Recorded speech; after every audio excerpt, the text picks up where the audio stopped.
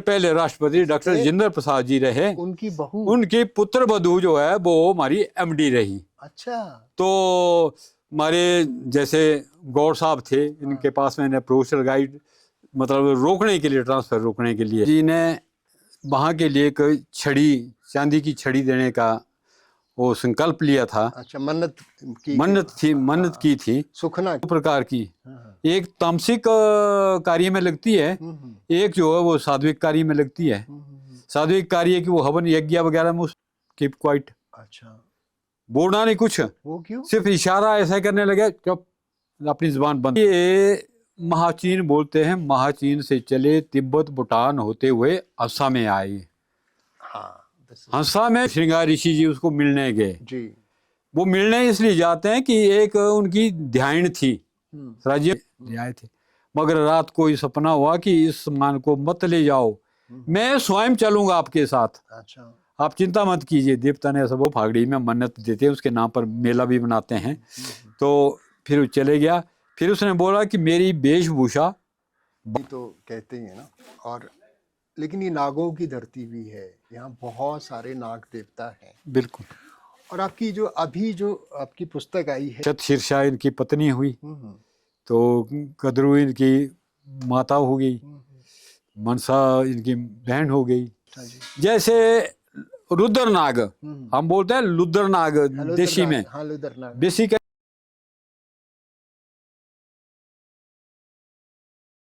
The uncommon people अनकट में इस बार हमारे मेहमान हैं ठाकुर दिलेराम करियानी, जो चाकी में रहते हैं, मूलतः हलान के हैं। देव संस्कृति पर बहुत सालों से काम कर रहे हैं।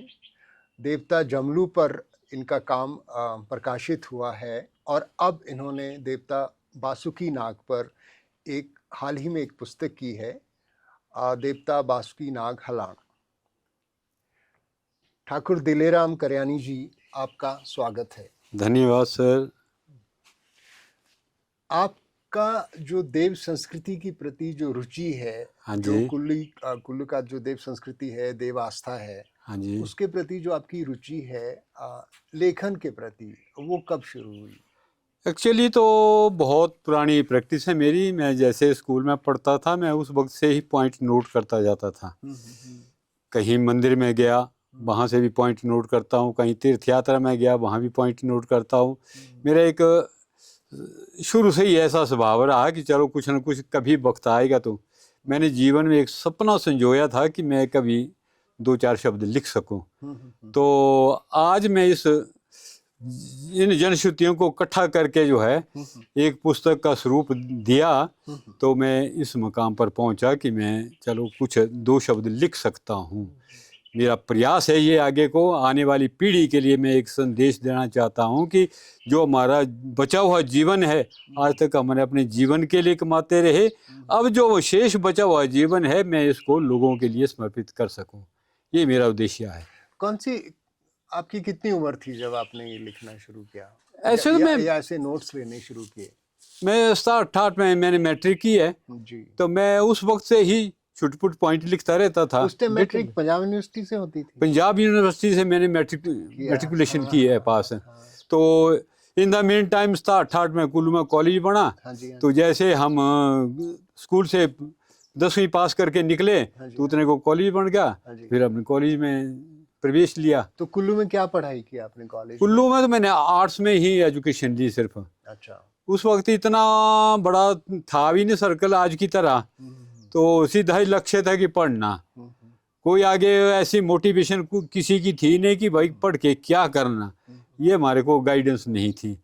तो वैसे ही इसमें रुचि मेरी बचपन से ही रही। नहीं तो उस टाइम आपके माता पिता ने आपको जाने दिया कि आप कॉलेज जाओ? मेरे माता पिताजी अनपढ़ थे। अच्छा। क्यों, पिताजी तो मेरे साधारण एक कृषक रहे और भेड़ बकरियां पालते थे। माता जी एक साधारण गृहिणी रही, तो उनकी तरफ से ऐसा कोई नहीं है। चाचा जी थे, तो चाचा जी अविवाहित थे, वो हमारे साथ ही रहे जीवन पर्यंत। तो उन्होंने बड़ी कोशिश की मुझे पढ़ाने की, और मेरा जो जीवन एक बहुत संघर्षमय जीवन रहा। हम बहुत मतलब मिट्टी से उठकर मैं इस चीज़ पर पहुंचा। अन्यथा पढ़ाने के सोर्स मेरे माता पिता के नहीं थे, क्योंकि उस वक्त इनकम के सोर्स बड़े कम थे, मगर फिर भी उनका जो हौसला था कि हमने पढ़ाना है, और हमने पढ़ा। पढ़ के जो है, एक मैंने कॉलेज में भी आप बीती आर्टिकल दिया हुआ है। अच्छा। आप बीती का जीवन का एक्सपीरियंस नगर सीनियर सेकेंडरी स्कूल में, तो मैगजीन में मैं लिखता रहता था, ताकि आने वाले बच्चों के लिए एक मार्गदर्शन मिले। मेरी सोच ये है कि चलो मार्गदर्शन मिले, वो समझे ना समझे, मेरा कर्तव्य बनता है कि मैं उनको ज़्यादा से ज़्यादा समझा सकूं। अपने मेरे पद पर चलने की कोशिश करेंगे तो निश्चित वो किसी लक्ष्य पर पहुंच सकते हैं। तो परिवार में कितने सदस्य थे आपके, भाई बहन या? परिवार में, और आप हलान में थे, फिर हलान से छाकी में? हलान से छाकी में आए, छाकी में भी अनायास ही आना हुआ। अच्छा। मुझे सबसे बड़ी बात एक है कि एक एस्ट्रोलॉजर था, मैं उसके पास गया। हाँ जी। उसने जो मेरे को भविष्यवाणी की, वो मेरे को अक्षर सत्य उतरी मेरे जीवन पर। अच्छा। उन्होंने मेरे को कहा था कि आप एक अच्छे पदवी पर जाएंगे, अच्छा नौकरी लगेंगे। जी। तब मुझे संभावना नहीं थी, क्योंकि मैं वैसे ओवरेज होने जा रहा था। तो दूसरा ये थी कि बोला आपकी रोड हेड में मकान बनेगा बहुत अच्छा। अच्छा। तो मैंने कहा कि ना आप झूठ बोल रहे हैं। बोला क्यों? मैंने कहा जी मेरे सोर्स नहीं है, मैं ज़मीन जगह ले लूं। अपनी ज़मीन मेरी थी नहीं, तो मैं खरीद नहीं सकता जी। तो फिर बोला गाड़ी भी होगी।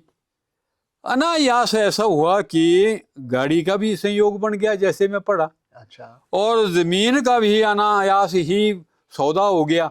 ये जो जगह ली मैंने, फिर गाड़ियां भी आई, ये भी हो गया, नौकरी भी लगा। अच्छा। नौकरी भी मैंने कहा जी नौकरी कैसी होगी? बोला छोटी मोटी नौकरी नहीं होगी, आप अच्छे मतलब राज योग होगा आपका। अच्छा।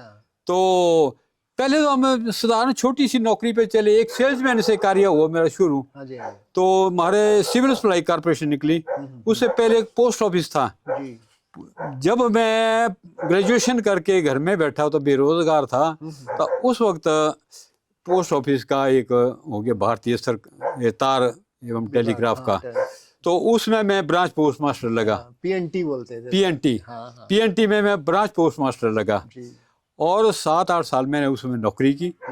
उसके बीच में फिर कटराई में एक कृषक समाज होता था, फ्रूट ग्रोवर एसोसिएशन वाले, इसी पैटर्न पर था एक सोसाइटी। तो हम फॉरवर्डिंग करते थे सेब का, तो मैं वहाँ भी दिन को मैं वहाँ सर्विस करता था, रात को अपने पोस्ट ऑफिस में काम करता था। और साथ में ही 6-7 साल के बाद जो है सिविल सप्लाई कॉर्पोरेशन में सेल्समैन की पोस्टें निकली। तो मैं जा नहीं रहा था इंटरव्यू को, मैंने कहा मैंने दुकानदारी नहीं करनी है, मेरे को इस चीज़ से शौक नहीं है। मुझे बचपन से ये था शौक कि मैं कहीं भी लेस मात्र कोई ऐसा ऊपरी इनकम का वो नहीं चाहिए, मुझे एक ट्रांसपेरेंट चीज़ चाहिए थी। अनायास गया उस महकमे में, तो सिलेक्शन हो गई मेरी। तो मुझे उम्मीद नहीं थी, मगर जब इंटरव्यू हुआ मेरा तो एमडी थे एक रवि धिंगरा, तो उन्होंने जैसे जैसे मेरे से प्रश्न पूछे, एडमिन था एक, तो उन्होंने मेरे से प्रश्न पूछे, तो मुझे वहीं संभावना होगी कि मेरी सिलेक्शन हो जाएगी। हाँ। क्योंकि जो प्रश्न किए वो मैंने उत्तर दिए। फिर उन्होंने मेरे को बोला कि आपको अगर मान लो कहीं दूर भेजा जाए तो क्या आप जा सकते हैं? मैंने कहा जनाब का आदेश हो तो मैं जा सकता हूँ।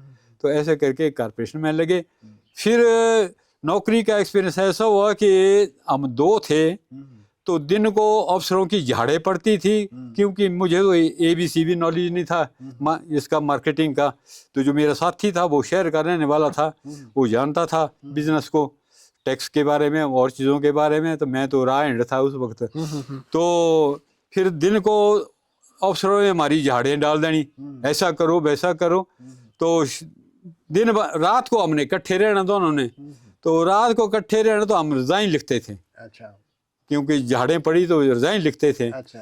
फिर सुबह उठना, यार रिजाइन देंगे तो लोग बोलेंगे इन्होंने खाया, हाँ, तब इनको resign खोल दिया, हाँ हाँ। तो फिर रिजाइन फाड़ के फेंक देना। अच्छा, ऐसे चलते चलते चलते जो है काफ़ी चले। हाँ, तो फिर उसके बाद मेरी सिलेक्शन हुई, फिर मेरी ट्रांसफ़र हुई थी मंडी। तो मैं अप्रोच करता गया, मगर हमारी एमडी थी डॉक्टर जिंदर प्रसाद की बहू, पुत्र वधू, वो थी हमारी एमडी। जो राष्ट्रपति थे जो उनकी, हमारे पहले राष्ट्रपति डॉक्टर फिर जिंदर प्रसाद जी रहे, उनकी बहू। उनकी पुत्र वधू जो है वो हमारी एमडी रही। अच्छा, तो हमारे जैसे गौर साहब थे, इनके पास मैंने अप्रोच लगाई, मतलब रोकने के लिए, ट्रांसफ़र रोकने के लिए। हाँ हाँ मगर वो मंत्रियों को वो करती थी कि भाई नहीं, हमारे को तो योग्य आदमी की हाँ, ज़रूरत है, सिफारिश नहीं चाहिए। सिफारिश नहीं चाहिए, हमें कोई योग्य आदमी की ज़रूरत है। हाँ, ये योग्य है तो इसको मंडी ट्रांसफ़र करना, हमें बड़े गोदामों पर। हम्म, तो खैर अल्टीमेटली मुझे ज्वाइन करना पड़ा। फिर ज्वाइन करने के बाद फिर मेरी प्रमोशन पे था मैं, तो प्रमोशन के टाइम भी मुझे वो यही कह के तो आगे धकेल दिया प्रमोट। मैं मंडी चले गया, मंडी से फिर शिमला चले गया, शिमला से मैं ट्रांसफ़र होकर मंडी आया। तो सारी सर्विस मेरी कुल मिला के मंडी की 16 साल बनी, अच्छा। 2 टेन्योर में रहा मैं। तो फिर रिटायरमेंट 2006 में मेरी रिटायरमेंट हो गई। जो हमारे पूजनीय देवता जमलू जी हैं, उन हाँ पे जी। आपका बहुत विस्तृत काम है। मलाना जो है वो हिमाचल में ही नहीं पूरे विश्व में बहुत प्रसिद्ध है, क्योंकि वहाँ की जो गणतंत्र प्रणाली है, जो लोकतांत्रिक ढांचा है, उसे ओल्डेस्ट डेमोक्रेसी ऑफ वर्ल्ड कहते हैं पूरी दुनिया की। वो सबसे पुरानी वो डेमोक्रेसी है वहाँ पे, बिल्कुल। ठीक है। और आपने वहाँ पे बहुत ज़्यादा काम किया है। अब जो आपकी पहली पुस्तक है देवता जमलू के 12 देवघरे, हाँ जी। मलाना में आपकी रुचि कब हुई कि आपको मलाना पे कुछ काम करना है, देवता जमलू पे कुछ काम करना है? एक्चुअली ऐसा है कि बचपन में मैं बीमार हो गया था। हाँ, उस वक्त मेरे पिताजी ने वहाँ के लिए एक छड़ी, चांदी की छड़ी देने का वो संकल्प लिया था। अच्छा, मन्नत की, मन्नत की थी, सुखना की के, सुखना की थी। हाँ, तो उसको देने के लिए जब मैं पढ़ा, ग्रेजुएशन हो गई मेरी, तो तब उस मन्नत को चढ़ाने के लिए गया मैं पहले। सबसे पहले वो चक्कर है मेरा। मगर उस वक्त का दृश्य जो है मिलाने का कुछ और था। वर्तमान में मिलाने का दृश्य बदलता जा रहा हाँ, है, बिल्कुल बदल गया, लोग काफी कहते हैं। बदल चुका। मतलब ये 55-56 साल की पहले की बात है, जी जी क्योंकि 72 में तो मैंने ग्रेजुएशन की। जी, तो उस वक्त तो ऐसा था कि छतों से बर्फ फेंकते थे, इतना आता था, 7-8 फुट बर्फ आती थी। तो रास्ते में बर्फों के ढेर लगे होते थे, मकान छोटे पड़ जाते थे, हाँ जी, ऊपर से ऐसे झुक के देखना पड़ता था उनके कमरों को। हाइट बड़ी थी, अच्छा, रास्ते की हाइट ऊंची होती थी, मकान नीचे पड़ जाते थे। तो तब से फिर उसके बाद तो मैं फिर बारंबार जाता रहा, मेरा काफी, क्योंकि वैसे भी कौन से रास्ते से जाते थे आप? हम मैक्सिमम चंद्रखनी से, चंद्रखनी से। ये तो अभी बना, प्रोजेक्ट का रास्ता तो अभी बना। तो उस टाइम बोलते थे वहाँ पे बूटी लगती थी, वो हाँ जी, बूटी लगती थी। बूटी लगती थी, बूटी लगती है, मतलब वो एक जिसको बोलते हैं भूतकेशी। अच्छा, एक होती है भूतकेशी 2 प्रकार की, एक तामसिक कार्य में लगती है, एक जो है वो सात्विक कार्य में लगती है। सात्विक कार्य की वो हवन यज्ञ वगैरह में उसमें काम आती है। तामसिक जो है वो उसकी बदबू होती है बहुत बुरी। अच्छा, जैसे सूर्य चमकना शुरू होता है तो उसकी बदबू जो है वो बढ़ती जाती कहते है, लोग बेहोश भी हो जाते और भूखे पेड़ जो है वो उसके ऊपर ज्यादा असर करती जाती है। तो उसको बोलते हैं भूतकेशी, वो तामसिक कार्य के लिए। तो हमारा रूट यही था पहले, इधर से मणिकर्ण साइड से तो बड़े कम जाते थे उस वक्त। ये तो जब से प्रोजेक्ट बना तब से ये रास्ता हुआ, अदरवाइज इधर से, यहाँ से भी चंद्रखनी से 2 रास्ते पड़ते हैं, एक फलासिम का नाल बोलते हैं, एक यंकर बोलते हैं। तो जब मेरा वो पहला एक्सपीरियंस था तो हम यंकर के रास्ते से चढ़े ऊपर। हमारे साथ एक लेडीज थी, एक मेरे दूर पार के ससुर लगते थे, एक श्री मोतीराम जी थे, और एक क्या नाम है उसका नाम अभी भूल गया मैं, याद नहीं आया। एक मैं था, एक करजां से उबरू था, संत राम था उसका नाम। उन्होंने तो वर्दी यूनिफॉर्म बर्फ की लगाई थी। आपकी शादी हो गई थी? मेरी शादी हो गई थी फिर। अच्छा। तो मैंने उस वक्त नई नई टेरालिन निकली हुई थी, अच्छा। टेरालिन की पैंट और कटराई के बूट निकले हुए थे नए, वो लगाए हुए। अच्छा। तो जब बर्फ में घुसना तो टेरालिन जो मांस में चिपक जानी, चिपक जाती है। हाँ। जब बर्फ पे चढ़ना तो कटराई के बूट फिसल के नीचे जाते थे। हाँ। 10 कदम में ऊपर जाता था तो 20 कदम कदम में नीचे आता था। अच्छा। तो इस तरह से चढ़ाई चढ़ी। जब यंकर में एक चट्टान है, बहुत विशाल चट्टान है, उसके ऊपर चढ़े तो मैं बीच में बोलने लगा तो मेरे को इशारा करने लगे, कीप क्वाइट। अच्छा। बोलना नहीं कुछ, वो क्यों? सिर्फ इशारा ऐसा करने लगे, चुप, अपनी जुबान बंद रखो। मेरे समझ में ना आई ये बात, ये वजह क्या है, क्यों है ऐसा। मैं बात करता गया बीच में, मगर वो मेरे को टोकते रहे यूं करके बस। जब उस चट्टान पे चढ़े तब मैंने प्रश्न किया उन बुजुर्गों से कि भाई क्या बात है। बोला ऐसा है कि इससे वाइब्रेशन होती है बात करने से और ग्लेशियर टूट जाता है, तो इसलिए जो है बात नहीं करनी होती है यहाँ पर। जब हम चट्टान के ऊपर फिर बड़ी जोर से खांसा, फिर हंसे, अल्लाह उड़ाने लगे कि अब इस चट्टान पर अगर ग्लेशियर आएगा तो ग्लेशियर साइड से निकल जाएगा। वो ग्लेशियर की पहुंच से काफ़ी ऊंची थी। तो तब मुझे एक्सपीरियंस, फिर हमने चंद्रखनी से एक पट्टू पर, वो क्या बोलते हैं, घीषण बोलते हैं हम लोकल भाषा में, तो वो दी। तो हम 2 रेनाल को निकले, तो पट्टू पट्टू सास के पट्टू थे वो तो कर दिया हमने कंडम। एक संतराम जो थे उन्होंने गोड़ की खाल ले आई हुई थी, उस वक्त मलाने में शिकार का रिवाज था, अब तो काफी घट गया ही है, उस वक्त था। एक खाल ले आई तो उसके ऊपर भी लगाई हमने। वो इतनी स्पीड से आती है कि पूछो मत। अच्छा। रात को थोड़ी बर्फ आई हुई थी, उस बर्फ में उसका ब्रेकर क्या था कि एक डंडा लेना, तो जैसे ही अगर आपने ब्रेक लगानी हो तो डंडा यूं बर्फ में गाड़ देना और टांगे उसमें अड़ा देनी, तो वो ब्रेक है। तो एक स्टेज ऐसी आई थी कि हम डकार से जाने वाले थे, तो अनायास ब्रेक लग गई मारी तो हम बच गए। तो यहाँ मेरे लगी थी उस वक्त नाक में, तो वो 2-3 साल बादाम रोगन वगैरह लगा के तब जाके उसका दाग चले गया। तो ये ट्रैक बड़ा हार्ड था। तो जब आप वहां पे पहुंचे और आपकी वो मन्नत जी जो थी वो हाँ जी, पूरी हो गई थी, जो आपने सुखना की थी ना, ठीक, तो वो आपने चढ़ाया वहां पे। बिल्कुल। तो इन देवता के बारे में लिखने की जो ज़रूरत पड़ी आपको कि मुझे इनके बारे में लिखना चाहिए, क्योंकि जैसे आपकी पुस्तक का नाम है कि जमलू देवता के 12 देवगिरी। तो एक तो जमलू देवता के बारे में बताइए, क्योंकि बहुत लोगों ने उनके बारे में लिखा है। कॉलिन रॉसर ने लिखा है, फिर राहुल साकृत्यान जी ने लिखा है, और जो भी ट्रैवलर यात्री उस तरफ से जाते थे वो जमलू देवता के बारे में लिखते थे। ठीक, क्योंकि आप यहीं से हो, ठीक है ना, और आप बार बार वहाँ जाते हो और जाते रहे हो। ठीक। तो जमलू के जैसे कहते हैं कि उनका लाहौल स्पीति से भी उनका रिश्ता था। बिल्कुल जी। राजा घेपन के वो भाई हैं। हाँ जी। ठीक है ना। लेकिन लाहौल स्पीति में जब वो हंसा के तरफ होते हैं शायद, तो उनका जो पहनावा है वो बिल्कुल अलग है। वो एक सफ़ेद घोड़े पे बैठे हुए हैं शायद। बिल्कुल। तो ये जो जमलू का जो साम्राज्य है, हाँ जी, जिसको कह सकते हैं ना देवता जमलू हाँ का जी, जो हाँ जी, बिल्कुल। साम्राज्य है, वो कहाँ तक फैला हुआ है? और ऐसे नहीं जी, मैं जमलू देवता बेसिकली महाचीन बोलते हैं, महाचीन से चले तिब्बत भूटान होते हुए हंसा में आए। हाँ, हंसा में जो ये बुद्धिस्ट लोग जो है उस प्रकार की पूजा करते हैं, बुद्धिस्ट मजहब से करते हैं ये पूजा। वो घोड़े पर सवार हैं जी। वो घोड़ा जो है, जब समुद्र मंथन हुआ तो उस वक्त 14 रत्न निकले। जी जी। 14 रत्नों में वो घोड़ा भी, वो घोड़ा है लंगड़ा एक टांग से। अच्छा। और वो एक स्थान से दूसरे स्थान को अदृश्य हो जाता है। अच्छा, जब वो जाता है तो? जब वो जाता है अनायास, जैसे मान लो कि अब फगड़ी है, फगड़ी में आपने देखा घोड़ा वहां पर विराजमान है। हाँ। जब आप दूसरी बार जाएंगे तो घोड़ा वहां से लुप्त होगा। अच्छा। वो कहीं दूसरे स्टेज में गया होगा।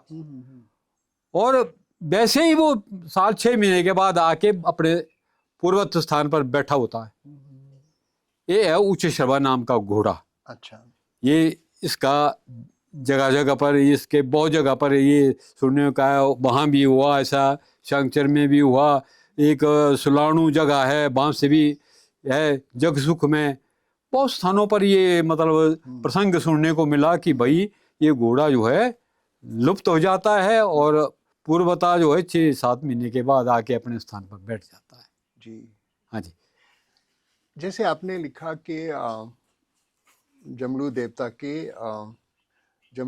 के 12 देवघरे हाँ जी। आपने लिखे हैं, और मलाना की जो फागली है जो सर्दियों में होती है ना, शायद फरवरी के महीने में, बिल्कुल। वो भी विश्व प्रसिद्ध है, ठीक है ना। तो ये थोड़ा सा फागली के बारे में और थोड़ा सा जो देवघरे हैं उनके बारे में, और जो देवलू जो साथ रहते हैं और फागली को क्या होता है, ये थोड़ा सा बता दीजिए। सर ऐसा है कि जब ये हंसा से आए तो सबसे पहले हमटा जगह आए। हाँ हमटा भी जैसे श्रृंगार ऋषि आए हैं, जी जी तो श्रृंगार ऋषि जी उसको मिलने गए। जी। वो मिलने इसलिए जाते हैं कि एक उनकी ध्यान थी, राज्यों की ध्यान, वो आके यहाँ पर आबाद हो गई। और जब उनको पता लग गया कि भाई हमारी ध्यान जो वहाँ चली गई है, तो वो लोग बड़े जोश खरोश से आए उसको छीना झपटी करके ले जाने के लिए जी। जब वो यहाँ आए तो फिर रस्सा कसी लगी इनमें, रस्सा कसी लगी तो जो शाल बोलते हैं ऐसा दरवाजा है, तो वो उसमें उसने पकड़ लिया हाथ, उसकी आड़ लेके, तो वो आज भी टेढ़ी है। तो तब वो प्रयासित करने, श्रृंगार ऋषि जो है 24-25 साल या ज़्यादा कम साल में आता है यहाँ पर, और वो प्रयासित करने आता है। अच्छा। तो यहाँ आके वो कुछ मन्नत चढ़ाता है, जैसे अभी 2 तोड़े सोने का घोड़ा अर्पित किया उन्होंने, सोने का घोड़ा, हाँ। वो 3,60,000 का घोड़ा आया। जी। वो 5 कोठी में उसकी कंट्रीब्यूशन हो जाती है, फिर वो चढ़ाते हैं। फिर जब हमटा से फिर देवता चले गया मलाना, ये डोडो और भानो वोट होते थे, उनके साथ वो भेड़े चराने जाते थे। भेड़े चराने के साथ वो उनके साथ आया, जैसे फाल की गठड़ी में वो जगह पर बैठ जाना, उसने वो जगह पर बैठ जाना तो अदृश्य शक्ति है, इनका अंत तो कोई पा नहीं सकता है। तो अदृश्य शक्ति तो वजन इतना होना की जगह से जैसे उठने की कोशिश करें तो वो उठा न जाए। तब उनको लगा कि ये तो कोई अद्भुत शक्ति है। तब जब दूसरे पड़ाव में चले गए तो वहाँ वही स्थिति आई। ऐसे करते करते जो वो हमटा से पलायन किया तो चंद्रखणी गए। चंद्रखणी में जब वो ये 18 करोड़ की बोलते हैं, 18 शक्तियाँ जो है, वो एक करड़ी नुमा चीज है, उसमें 18 शक्तियाँ संग्रहित हो गई। वो वहाँ पर 18 करोड़ का स्थान है मतलब चंद्रखणी में, और बड़ा रमणीक स्थान है, बड़ी पवित्रता है, सुंदरतम जगह है, चारों तरफ से बर्फ की पहाड़ियों से घिरी हुई जगह है, एक बड़ा सुंदरियमय दृश्य है वहाँ का। तो वहाँ से फिर उन भानु बोटों के साथ जो है उसने रात को उनको ये मतलब राशन पानी उनका खत्म हो गया। रात को जब राशन पानी खत्म हो गया तो वो चिंतित हो गए कि अब हमारे पास राशन तो कुछ रहा नहीं खाने के लिए। तो फिर सपने में ही देवता ने उनको बोला कि उठो जागो, एक शिवल जिसको बोलते हैं हम, सरियारा जी। अनाज है, तो वो भुना हुआ था उनके पास जी। भोग के लिए, तो बोला इसको बीजो। जब उसकी नींद गई तो यार बोला वैसे ये क्या लगेगा, मगर उन्होंने खुदाई की, रात को ही खुदाई की और उसको बीज दिया। तो देखा कि रात का पहर लंबा है अभी तो वो दोबारा सो गए। दोबारा सोने के बाद वो जब प्रातः हो गए उठ गए तो वहाँ पर सिउल का खेत जो वो हरा भरा मतलब पक गया, वो रात में वो पक गया, एक सिंबल हो गया वो। फिर उन्होंने कहा अब तो ठीक है, हमारे को खाने पीने का राशन हो गया। तब वो सुखू वगैरह जो है वो चले गए मलाना, उनको बोला कि आप चलो हमारे साथ। तब वो साथ ले गए, वहाँ पर रेणुका माई जिसको बोलते हैं हम, वैसे इसकी कहानी और भी जुड़ती है, कहानियाँ तो अनंत हैं, लेकिन इनका अंत पाना तो बड़ा मुश्किल है क्योंकि ये दृश्य शक्ति है, ये हम तो जान नहीं सकते। तो फिर वहाँ पर रेणुका का मंदिर बनवाया सबसे पहले। अच्छा। फिर मलाने में, अच्छा। वो है गांव से थोड़ा निचली साइड को। अच्छा। तो फिर वो आए, सुखू वगैरह आए कि बोले चलो ऐसा करते हैं कि सारा परिवार यहीं ले आते मलाना। परिवार भी ले आते हैं और कुछ सामान वहाँ से देवता के सामान चोरी करने के बहाने से ले आए थे। मगर रात को ये सपना हुआ कि इस सामान को मत ले जाओ, मैं स्वयं चलूंगा आपके साथ, अच्छा। आप चिंता मत कीजिए। देवता ने ऐसा बोला कि मैं चलूंगा साथ, सामान को आप वहीं छोड़ो। फिर उन्होंने सामान हमटा में छोड़ दिया। वो आए तो वो मलाना में अभी भी फागड़ी में एक सुक्खू की जांच होती है, मेला होता है। अच्छा। वो उसकी स्मृति में मनाया जाता है सुक्खू के नाम से। बाकी फागड़ी तो बड़ी लंबी चौड़ी है। फागड़ी जो पहली फागड़ी होती है, बड़ी फागड़ी बोलते हैं उसको, उसमें अकबर की एक सोने की मूर्ति है। उस दिन सारा सामान जितना भी वाद्य यंत्रों के सामान हैं और भी है, वो सारे निकाले जाते हैं। वो अकबर ने तब दी कि अकबर को कुष्ठ रोग हो गया था। अच्छा। तो जब कुष्ठ रोग हो गया तो अकबर ने बोला, वो तो बादशाह था, उसने सारे कोने कोने में, हिंदुस्तान के कोने में भेज दिया अपने मंत्री संतरियों की, जाओ पता करो ये मेरे को क्या बीमारी हो गई ऐसी। तो आए तो एक छोटा सा मंत्री उसका आया, तो वो धीरे धीरे पहुंच गया इधर। यहाँ पता लगा कि भाई कोई देवता है, ये उसका दोष है। तो दोष है तो वो फिर चले गया वहां दिल्ली। दिल्ली में जाके उसने अकबर को ये सूचना दी कि भाई कोई किसी कोने में एक देवता है, तो उसका दोष है। बोला वो दोष क्या है? दोष देवता ने बताया कि एक जुड़वा टक्का, जिसको मुंदर डहुआ बोलते थे, फिर तांबे का होता था, बीच में छेद वाला ऐसा पैसा, वो 2 पैसे जुड़े हुए हैं, वो मेरे खजाने से चले गए हैं, उनके खजाने में पड़े हैं, अकबर के खजाने में पड़े हैं। तो जब वो मेरे को वापस करेगा तो कुष्ठ रोग जो है खत्म हो जाएगा। तब आए वो, अकबर ने बोला मेरा खजाना तो अथाह है, इसको कौन देख सकता है। फिर वो खजाना निकलवा दिया। तो जब खजाना निकलवा दिया तो उसमें वो जुड़वा टक्का निकल गया। तब उस यादगार में वो टक्का भी यहाँ पहुंचाया। अकबर ने अपनी सोने की मूर्ति जो है वो भी दी, एक सोने की थाली दी, उसको मलाना में पहुंचाए जैसे कैसे। तो अपनी यादगार के लिए उसने देवता के साथ जोड़ा, और देवता आज उनको मान्यता देता है। अच्छा। फागड़ी में उनको एक ऐसी बलि भी देते हैं जो मुसलमान धर्म का इस तरह से होती है। तो उस दिन सारी परिक्रमा फिर उसके इर्द गिर्द करते हैं। उसके बाद एक छोटी फागड़ी होती है, फिर तो 7-8 पर्व होते हैं। मैंने संकल्प लिया था एक साल में ऐसा कि मैं वर्ष में मलाना के हर पर्व को अटेंड करूंगा। अच्छा।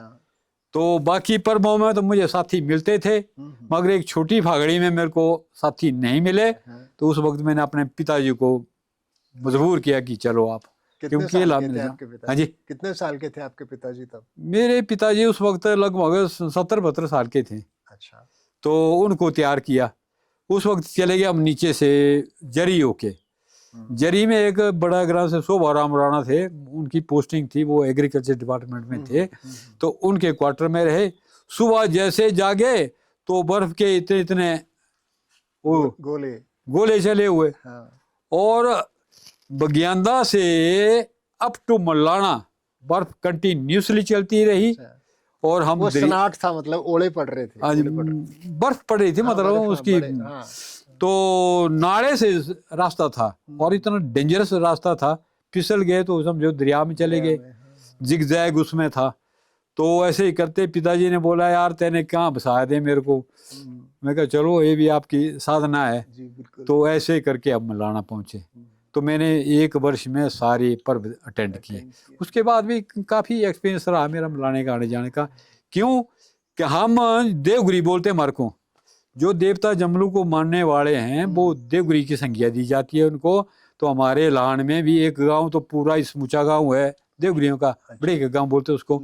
रामन में हमारे 50-60 टोल है, बाकी गांव में भी जुड़ते जाएंगे। मतलब जो देवता की जमीन खाएगा, काश्त करेगा, उनको देवता की मन्नत करनी पड़ेगी। तो इस तरह से अब फिर भी देवगिरी करके हमको वहाँ जाना पड़ता है। ये हमारा ये जो मलाना को सिकंदर से भी सिकंदर का भी कहा जाए, सिकंदर की संतान भी कही जाती है मलाना को। हाँ, तो इस पे आप कुछ बोलना चाहेंगे? सिकंदर के बारे में तो मुझे इतना नॉलेज नहीं है, मगर ये है कि वहां पर बाणासुर था। अच्छा। बाणासुर जब जमलू वहां पर गया तो इनकी काफी मल युद्ध होता रहा। मल युद्ध में एक टाइम जो है वो भी बाणासुर भी काफी मान्यतानी हस्ती है, वो छोटा असुर तो है नहीं, मगर आखिर में वो हार गया जमलू से। अच्छा। हार गया तो उसने उसकी परीक्षा लेनी चाहिए कि उसने, बाकी देवी देवता तो भाग गए मगर जमलू वहीं बैठा रहा।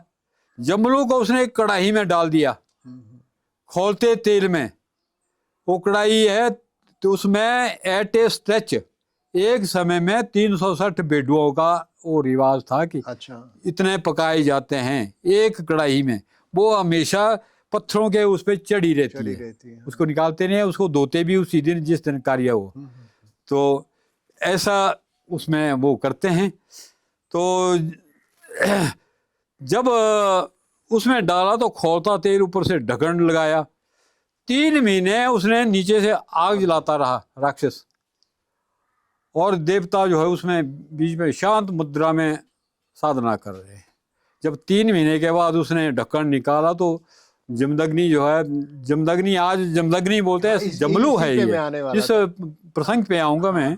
तो जब उसको निकाल दिया ढक्कने को तो जमलू जी बैठे हुए हैं, माला जप रहे, साधना में बैठे हुआ, बिल्कुल उनको कुछ नहीं हुआ। तब बाणासुर हार गया कि इसका मतलब ये भी कोई महान शक्ति है, अद्भुत शक्ति है, तो मैं इसका मुकाबला नहीं कर सकता।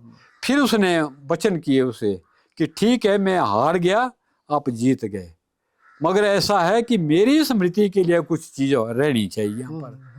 वो चले गए वहां पर पारे बोलते हैं, अब उस स्थान का नाम विषय इसमें लिखा, मैंने जिक्र किया, नेरांग बोटोनिन। अच्छा। इस स्थान पर एक चट्टान है, चट्टान के बीच में, चट्टान के नीचे जाके उसने अपना निवास स्थान चुना। तो उसको फागड़ी में मन्नत देते हैं, उसके नाम पर मेला भी बनाते हैं। तो फिर वो चले गया।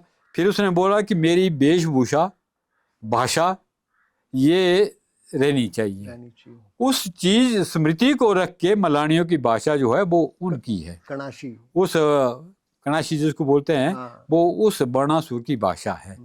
ये कणाशी क्या किन्नौरी किसी भाषा से मिलती है थोड़ी? अब सर इसका तो नहीं पता ना, किन्नौरी क्या है, कड़ाश बोलते हैं ये अपनी, ये मिली जुली है। कुछ इंग्लिश के शब्द भी मिलते हैं इसमें, कुछ भूटी शब्द मिलते हैं, कुछ उर्दू के आते हैं।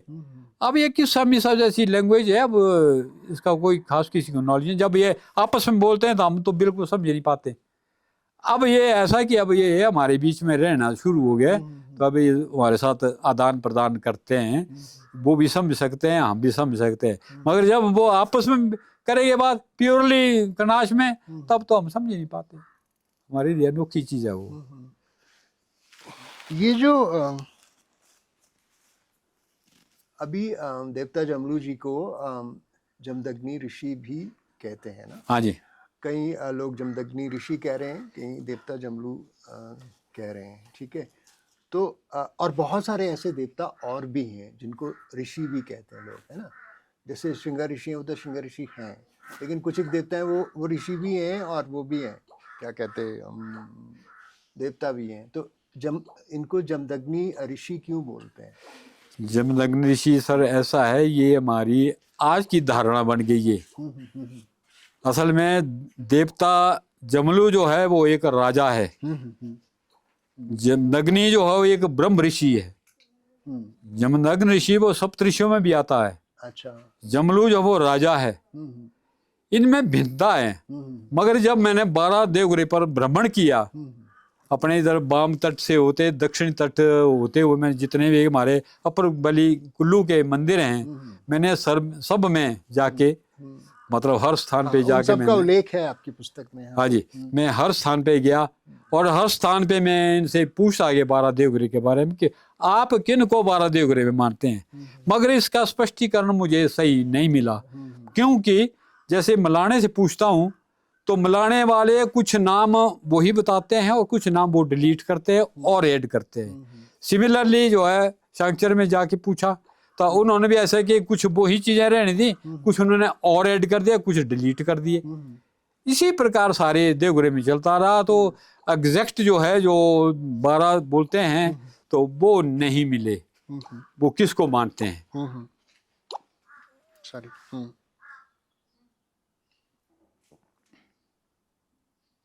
जी सॉरी। एग्जैक्ट वो स्पष्टीकरण नहीं है उनके ऊपर कि कौन से हैं वो, क्योंकि आज की डेट में तो 44-45 तो मैंने इस बुक में किए। वो ऐसा है कि देवघरे से मतलब ये तात्पर्य ये है कि जहाँ देवता गया, जहाँ देवता जाता है, वो जगह मांगता है। अच्छा। सबसे पहले उसकी ये कंडीशन होती है कि आऊंगा मैं जरूर, मगर मुझे स्थान चाहिए। जब स्थान दिया तो वो उसका घर हो गया। हाँ, तो वो देव का घर, देवघरे का मतलब है घर, देवता का घर, देवते का घर है। तो इस प्रकार से वो मतलब वो जब भी आए वहां रह सकते हैं। हाँ जी, जब मलाना में आए, मलाना एक केंद्रित स्थान है। मलाना से फिर बिखराइए हर जगह को, जैसे सांकेर हो गया, जगसू हो गया, कोई शेरी में हो गया, कोई कहाँ, कोई अलान में हो गया, मलाना में हो गया। इस तरह से मतलब बहुत जगह पर, बुरुआ, मिजाज वगैरह सब जगह। तो ये सब जगह मैंने भ्रमण किया, यही जानने के लिए कि मैं कहाँ तक अपनी कसौटी में खरा उतरता हूँ। मैंने प्रयास किया कि जानने की एक जिज्ञासा थी मेरे अंदर, परंतु स्पष्टीकरण मुझे 12 देवघर पर नहीं मिला इतना कि कौन कौन से मेन स्थान है। तो इस तरह से लोगों ने, और मंदिरों में नाम उकेरा हुआ जमदग्नि ऋषि, खुदान करके लिखा हुआ है मैक्सिमम मंदिरों में जमदग्नि ऋषि, जमलू जय हो जमलू जमदग्नि ऋषि, मतलब दोनों भी जोड़ देते हैं और कहीं पर ऋषि का ही नाम देते हैं। बेसिकली ये अलग अलग है। मैंने इस पुस्तक में 12-18 पॉइंट जो है वो नोट किए कि भाई जमदग्नि ऋषि के पक्ष में कौन सी चीजें आती है और जमलू के उसमें कौन सी चीजें आती हैं। फिर जब मैंने ये लिखा सब, तो उसके बाद मैंने फिर जमलू महाराज के आगे ही निर्णय की, अरदास की कि महाराज मैंने लिखा, कैसा लिखा कैसा नहीं लिखा मुझे ज्ञान नहीं, जो मैं जान के स्थानों के उससे ग्रहण की, जनश्रुतियाँ ग्रहण की, तो अब आपने मेरे को, मेरे संशय को भी दूर करना क्योंकि मेरे में भी संशय रहा कि अब लोग लगे बोलने जमदग्नि ऋषि कहीं जमलू, तो संशय में ऐसे तो मेरा कन्फर्म है कि ऋषि है, जमलू राजा है। एट लास्ट जब मैंने सब किताब का निर्णय लिया, लिखा, फिर हमारे देशी बोली में बोलते हैं एक मड़ोई, देवपंची बोलते हैं उसको, पानी की गड़वी में गोबर के, गाय के गोबर के 3 ऐसे गोले बना के, एक का निशान जैसे बिट्ठर हो गया, पर्टिकुलर देवता का जो हमारा जमलू का निशान है वो बिट्ठर है। ये जंगल की जड़ी बूटी है, वन औषधि है, जिससे हम इसकी उस धूपबत्ती से पूजा करते हैं। तो एक में पुष्प डाला कि अगर ऋषि होंगे तो मुझे पुष्प दे देना, अगर जमलू होगा, राजा होगा, तो मुझे बिट्ठर देना, अगर आप दोनों स्वरूप में होंगे तो मेरे को खाली दे देना। जिस तरह से मैंने मन्नत की, जब मैं पूजा कर रहा था, पूजा के अपने पूजा स्थली पर मैंने देवता के पास अरदास करके वो धर्मपंची डाली, और जैसे मैंने वहां डाली तो उन्होंने देवता जमलू का ही स्वरूप बताया। अच्छा, मैंने इसमें अंकित की है वो चीज भी कि मेरा ये निर्णय, बाकी मैं लोगों की क्या नाम आस्था को चेंज नहीं कर सकता, लोगों की मर्यादा को ठेस पहुंचाना मैं नहीं जानता। मैं नहीं चाहता कि किसी की आत्मा को ठेस लगे। वो ऋषि रूप में मानता है, ठीक है, ऋषि रूप में मानो, जमलू रूप में मानता है, जमलू मानो। जो मेरा एक निष्कर्ष था, मैं इस निष्कर्ष पे पहुंचा। मैंने निष्कर्ष में ये लिखा अंतिम में कि मेरा निर्णय ये रहा, देवता ने मुझे ये निर्णय दिया, बाकी अब लोग अपने अपने उसमें जैसा चाहिए वैसा। जब आप पहली बार गए थे, और उस दूसरी बात पे बात करते हैं जिसके लिए वो विश्व प्रसिद्ध है जगह, लोकतांत्रिक ढांचे के लिए, है ना, उनका अपना है अपर हाउस, लोअर हाउस, है ना। तो जब आप पहली बार गए और आपको ये चीज़ पता लगी और आप उसके बाद आप जाते रहे, तो कुछ ऐसी नियुक्तियां हैं जो आपने देखी हो कि फलां को वो बना दिया, उसके बाद उसने वो फैसला लिया और वो फैसला सबको सर्वमान्य था, क्योंकि वहाँ के जितने भी लोग हैं वो हमारे कोर्ट के फैसले को नहीं मानते, वो अपने खुद ही फैसले तय करते हैं। तो आपको लगा कभी कि जो वो कर रहे हैं वो सबको मान्य होता है? उनका अपना ही कोर्ट होता है। हाँ। उनका हाई कोर्ट भी उनका है, सुप्रीम कोर्ट भी उनका है। जैसे राज्यसभा और लोकसभा है, वो इस सिमिलर जो है वो वहाँ की प्रथा है। ये सबसे पुराना लोकतंत्र है और वहाँ के फैसले अपने होते थे। पहले तो इतना था ना कि वो जो उन्होंने किया वो सर्वमान्य था, मगर अब वो कोर्ट कचहरी में जाना शुरू कर दिया उन्होंने। एक वहाँ पर एक चट्टान है, वहाँ पर फैसले होते हैं। उस चट्टान में है पूरा एक उस चट्टान में वो एक तरफ से कंडीशन बोलते जाएंगे कि ऐसा है कि नहीं है, वो रेखा लगाएंगे उसमें। अच्छा। पत्थर काट बोलते हैं उसको। अच्छा। पत्थर काट निर्णय, कठोर निर्णय, रिजिड निर्णय। तो वो उसमें निशान लगाएंगे, क्या आप इस बात से सहमत है? सहमत बोला तो उसमें रगड़ लगाएंगे, वो कटिंग करेंगे पत्थर में। क्या आप इसमें नहीं है, आपको फैसला मंजूर है, तो उसमें कट लगाएंगे। आज तो वो चीज नहीं हो रही है, मगर चट्टान जो है वो प्रमाण है, वहां पर वहाँ पे है वो, वहां है। उसको देखना, आपने कभी जाते हैं, उसमें रगड़ लगी हुई, घस के वो काफी कटी हुई है। तो उनके अपने ही निर्णय होते हैं।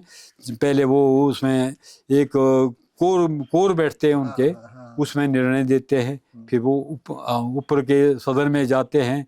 तो इस प्रकार से उनके फैसले जो होते हैं।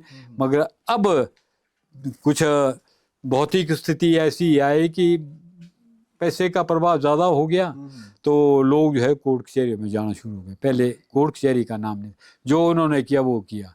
उनको देश निकाले की भी पावर है उनके पास, वो देश निकाल भी देते हैं। एक उदाहरण ऐसा आया है जो मैंने इसमें प्रसंग दिया है, देश निकाला भी हुआ था एक वो को। क्यों, किस लिए हुआ वो कोई ऐसे अभद्र कार्य हो या कोई जनता के विपक्ष में कोई काम किया हो या कोई गलत कार्य किया हुआ, उस कंडीशन में जो है वो लोग देश निकाला भी देते हैं। बाईकाट करने का भी उनके पास प्रावधान है, बाईकाट करते हैं। अब देश निकाला नहीं देते हैं। अब वो चीज़ भी कानून बदल गया और बाईकाट का तो चला है, चलिए प्रथा। तो वहाँ उनका बड़ा रीड कानून है उनके। बाईकाट मतलब बहिष्कार कर दो। बहिष्कार करना, वो सभा में रखने के लायक नहीं रखना, मतलब अच्छा। उसके साथ खाना पीना हो तो वो दंडित किए जाएंगे, फाइन किया जाएगा। अच्छा। तो फिर कंप्रोमाइज भी हो जाता। फिर कुछ कंडीशन होती है, कितने पैसे दे के फिर वो अपील करेंगे। अपील करेंगे तो अपील में निर्णय होगा। निर्णय में अगर वो दोषी करार नहीं पाया गया तो उसको मिलाया जाता। फिर राजा घेपन के साथ उनका रिश्ता, इस पे थोड़ा बताइए फिर हम। राजा घेपन के साथ इनका भाईचारा है। श्रृंगार ऋषि को भी भाई कहते हैं, राजा घेपन को भी। ये अब है तो राजा, अब बासुकीनाग का भी ये भाई माना जाता है। अब ये बड़ी अदृश्य शक्ति है। अब इनके बारे में इनका अंत तो हम पा ही नहीं सकते, ये तो महासागर है। अब कैसा कैसा है। और दशहरा में इनके पार्टिसिपेशन को लेके कुछ कहना चाहेंगे आप? दशहरा में पार्टिसिपेशन के बारे में मुझे नॉलेज नहीं, क्योंकि मैं दशहरे में उस वक्त नहीं जाता हूँ। मैं ज़रा भीड़ भड़ाके से दूर रहना ही पसंद करता हूँ, तो इसलिए मैं वो नहीं। चलिए, कहते हैं देवभूमि कुल्लू में 365 के करीब देवता है। हाँ जी। और इस पूरी वैली को, इस पूरी घाटी को देवभूमि तो कहते ही है ना। और लेकिन ये नागों की धरती भी है, यहाँ बहुत सारे नाग देवता हैं। बिल्कुल। और आपकी जो अभी जो आपकी पुस्तक आई है, ये देवता बासुकीनाग हलान 1, इसमें आपने देवता बासुकीनाग और बाकी के जो नाग देवता हैं उनका जिक्र किया है।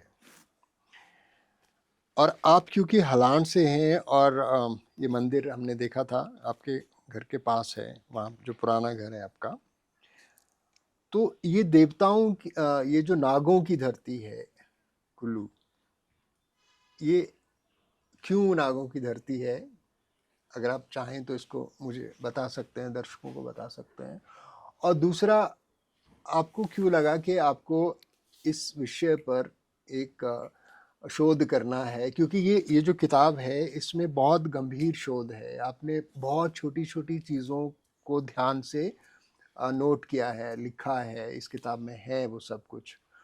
लेकिन दर्शकों को आप बताएं कि देवता बासुकीनाग पे आपने क्यों ये पुस्तक की?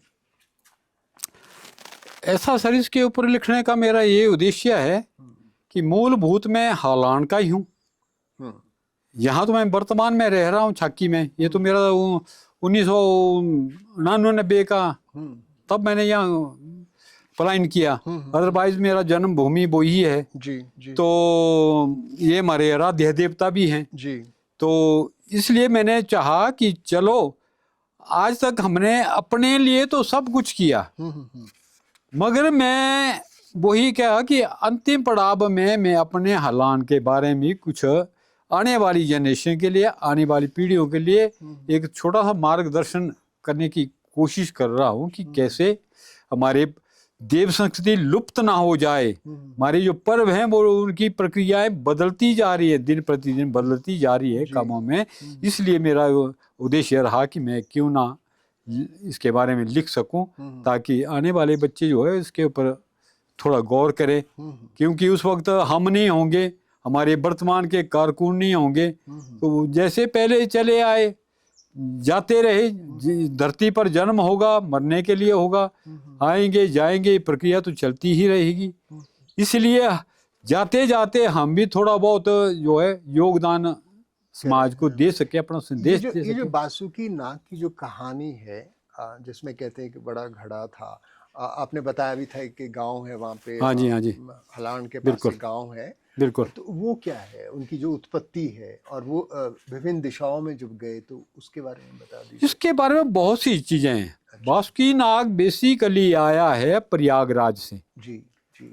प्रयागराज में बासुकीनाग का मंदिर है, बड़ा विशाल मंदिर है, भोगावती नदी के किनारे। जब सागर मंथन हुआ था, सागर मंथन के टाइम जो है, जब अमृत ले जा रहे थे देवता लोग, तो उस वक्त कुछ बूंदें जो हैं बासुकीनाग के फण पर गिर गई। जी जी। और बासुकीनाग के फण पर गिरने से क्या हो गया, भोगावती का उद्गम स्थान बना। जी जी। भोगावती के साथ बासुकीनाग का बड़ा घनिष्ठ संबंध है। ये उसी के किनारे पर प्रयागराज से थोड़ा दूर जाके इनका अपना मंदिर है जी।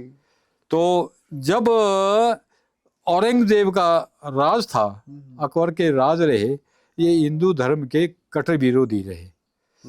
मगर जब 49 साल की उम्र में, 49 साल ही औरंगजेब ने राज्य किया, 1600 से कुछ से लेकर 1700 कुछ तक। तो उस वक्त उसने हमारे इन देवताओं का, हमारी हिंदू संस्कृति का मतलब कट्टर विरोध किया और उस मंदिर को खंडित करना चाहा उसने। तो उसने अपनी सेना भेजी उस मंदिर को खंडित करने के लिए। जी। तो जैसे वो क्या ना, पहले तो अपनी सेना भेजी, सेना विफल हो गई वहां पर। ऐसी शक्ति हुई कि वो नहीं कि उसको लक्ष्य भेद कर सके। फिर जब वो आए वापस, उन्होंने औरंगजेब को सूचना दी कि हमारी बस से बाहर होगी बात, हम नहीं कर पाए उसको। तो औरंगजेब आग बबूला हो गया। वो आया तो उसने गुस्से में आके तलवार उठाई और तलवार उठा के जो वो वहां मंदिर में गया, मंदिर में जैसे उसने ऐसी तलवार उठाई थी मूर्ति को खंडन करने के लिए, ऐसा प्रकाश पुंज निकला कि वो धड़म करके जो भूमि पर गिरा। मतलब उसको कोई होश आवास नहीं रही, इतना तेज प्रकाश निकला कि वो उसको, तब वो वहां से मार खा के वो भी वापस चले गए, तब नहीं वो गया। तब बासुकीनाग तब आए हैं प्रयागराज से। प्रयागराज से जब समुद्र मंथन में वो मंदराचल पर्वत के इर्द गिर्द रस्सी का काम किया उन्होंने, तो उनके शरीर में रगड़ लगी, जब जख्म आए। हाँ, क्योंकि वो नाग ही लिपटे हुए ना। हाँ, वो जख्म आए तो विष्णु भगवान के पास चले गए वो कि महाराज मेरी दशा देखो, मेरे शरीर में घाव ही घाव हो गए, अब मुझे क्या करना चाहिए। तब विष्णु भगवान ने बोला कि सरस्वती नदी में जाओ, वहाँ स्नान करो, वहाँ आपके जख्म पूरे होंगे। तब वहाँ गए वो, वहाँ उन्होंने स्नान किया और स्नान करने के उपरांत वो सैकड़ों साल जो वहाँ पर बैठे रहे। उनके घाव पूरे हुए। पूरे होने के बाद तब उन्होंने कहा चलो अब पताल लोक की तरफ चलते हैं। जब पताल लोक की तरफ चलने लगे तो वहाँ उन्होंने कंडीशन रखी कि मत जाओ, आप मत जाओ, मत जाओ। मतलब वहाँ की ब्रह्मा के मानस पुत्र हुए, देवी देवता वो जितने भी हुए, उन्होंने सबने बासुकीनाग को रोकने की कोशिश की, परंतु उसने बोला ठीक है मैं रुकूंगा, तो मगर मेरी एक कंडीशन है, जो यहाँ पर स्नान करने आएगा उसको स्नान करने के बाद जो है मेरे उसमें आना, भोग प्रसाद चढ़ाना और मुझे मान्यता करनी, तो तब मैं बैठूंगा। मान गए सब। मगर फिर भी उसके बाद बासुकीनाग का मन बन गया कि मैं अब यहाँ से चल पड़ूंगा। तब वो वहाँ से चल पड़े। जब चलते चलते चलते वो कहाँ से आए होंगे, तो हमारे कुल्लू में जैसे जगतीपट में आए, जगतीपट से ऊपर मुरलीधर मंदिर में चले गए, वहाँ से जोगी चले गए। जोगी में उन्होंने अपना सरोवर बनाना चाहा, वहाँ पर शुभ नारायण ने उनको स्वीकृति नहीं दी बनाने की, तो उनको व्यवधान खड़े करने लगे। फिर वहाँ से वो रुमसू गाँव आए, रुमसू से रुमटू सौ बोलते हैं वहाँ ऊपर, वहाँ पर उन्होंने अपना सरोवर तपोस्थली बनानी चाहिए। तो वहाँ शुभ नारायण ने वो विघ्न बाधाएं पैदा की। रात को मुर्गे का रूप होना के मुर्गे की बांग दी कि रात खुल गई। वो साधना में बैठे हुए थे, जैसे आँख खोली तो देखा तो रात है। तो फिर वो वहाँ से भी चले आए। तब वो चलते चलते वहाँ उधर से नीचे आए तो यहाँ छाकी गांव में, छाकी गांव यहाँ दिलेराम और देवकी नंदन के घर है, उनके पीछे एक भैरव की जगह है यहीं साथ में। यहाँ बैठने लगे। यहाँ से भी उनको नहीं, फिर जो ये मंदिर में गए थे हम, यहाँ बैठने लगे, यहाँ से भी नहीं। फिर ऊपर खेत में एक सिंहासन जगह बनी है, वहाँ पर बैठे। वहाँ से चलते हुए हलान में सौरागिन जगह पर पहुँचे, वहाँ भी जंगल में नहीं। फिर आए वो रामन में, रामन से चले गए फिर ऊपर नगौणी में।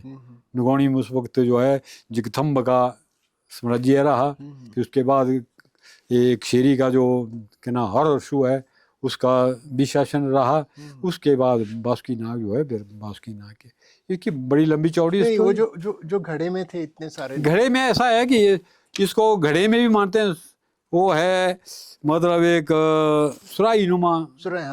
हाँ, तो उसमें उत्पत्ति हुई। अब 9 नागों की उत्पत्ति है, 18 नागों की उत्पत्ति है। इस तरह अलग अलग स्थान की अलग अलग चीजें हैं। जैसे यहाँ घोषाल में एक लौंद नाम के खानदान है, वहाँ भी वो है। उसमें निकले वो 18 नाग। एक 9 नाग की वो हलान में भी है, वो सुराही जिसमें सूर लगाई जाती है असल में। तो वो जब हलान में थी तो एक सराजी वंश का कठियाला रहा।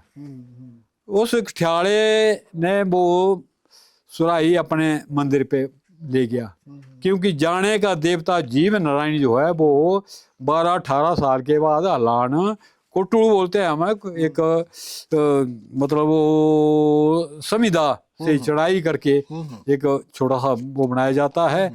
तो उसको मरने के लिए फागड़ी में आता है लाने का जीव नारायण जी।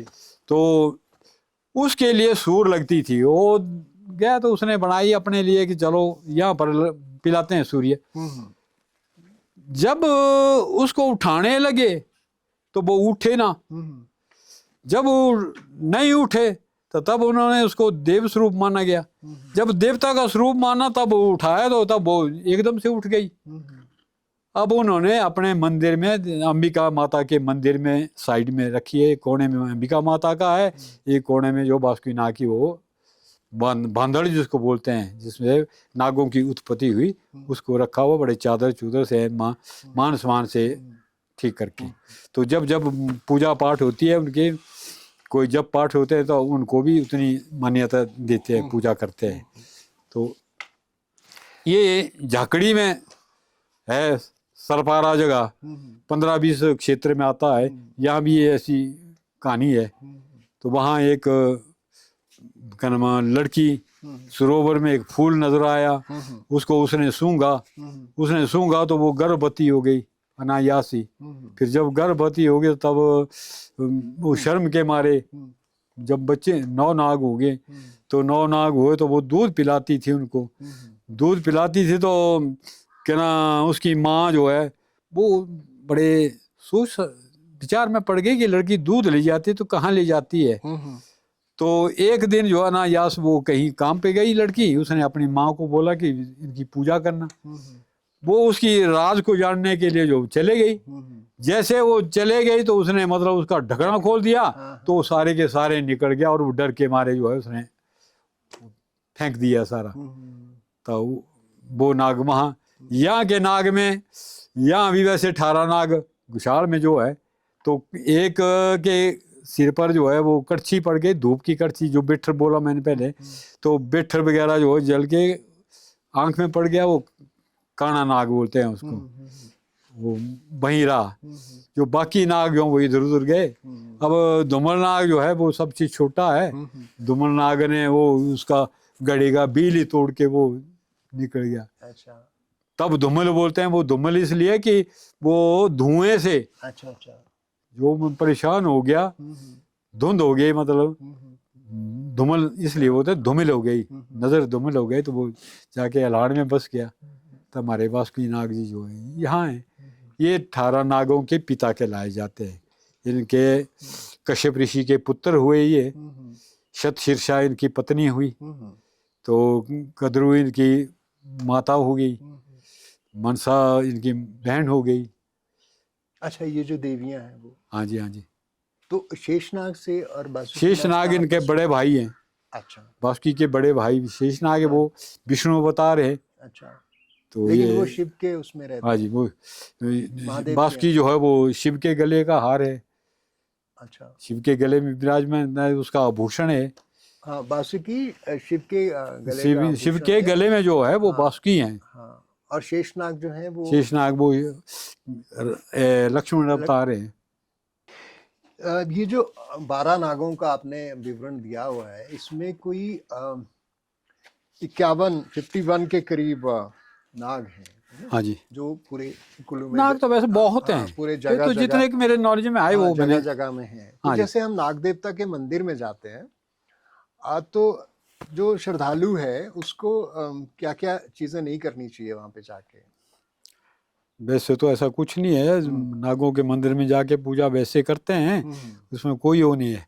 मगर कुछ एक चीज़ें ऐसी हैं, जैसे हमारे बासुकी नाग का ही है। हमारे बासुकी नाग के पास थोड़े ही दूसरों के हटके कुछ हाँ, चीज़ें मैं वही हैं जो जानना चाहता हूँ। यहाँ नहीं करते हम।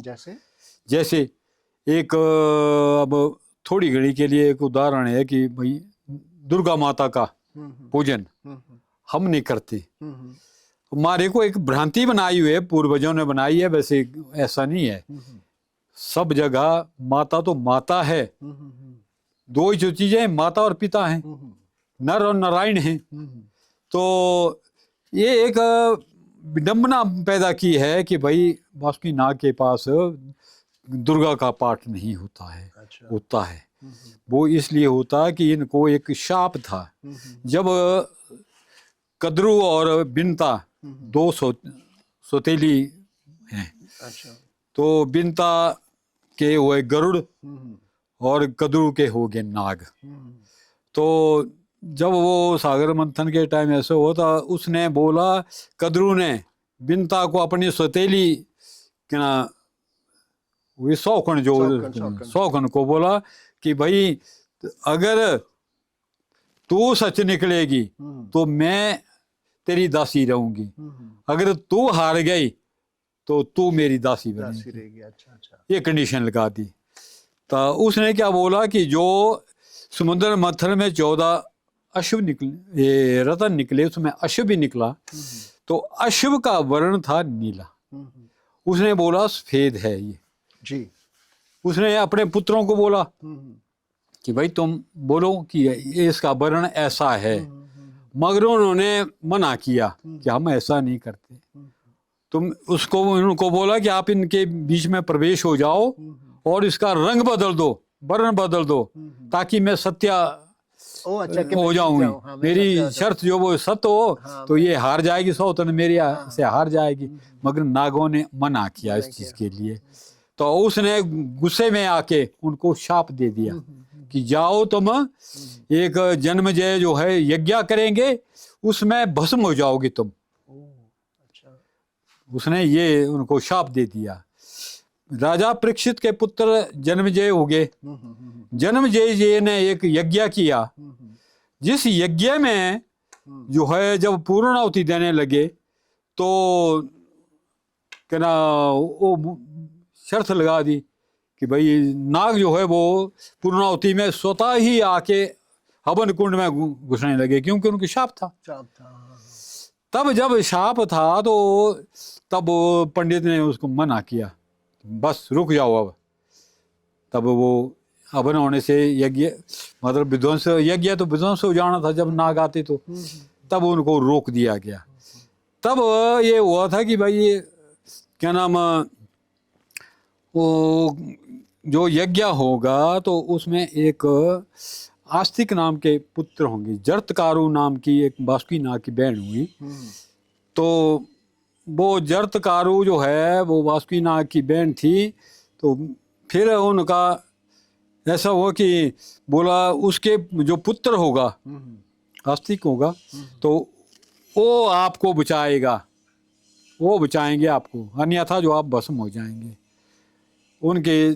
तब उस कार्य को सिद्ध करने के लिए वो उस जरतकारु को जो है क्या नाम वो ऋषि है, पता नहीं कौन सा अब नाम इसमें दिया मैंने, तो वो उनके पास गए।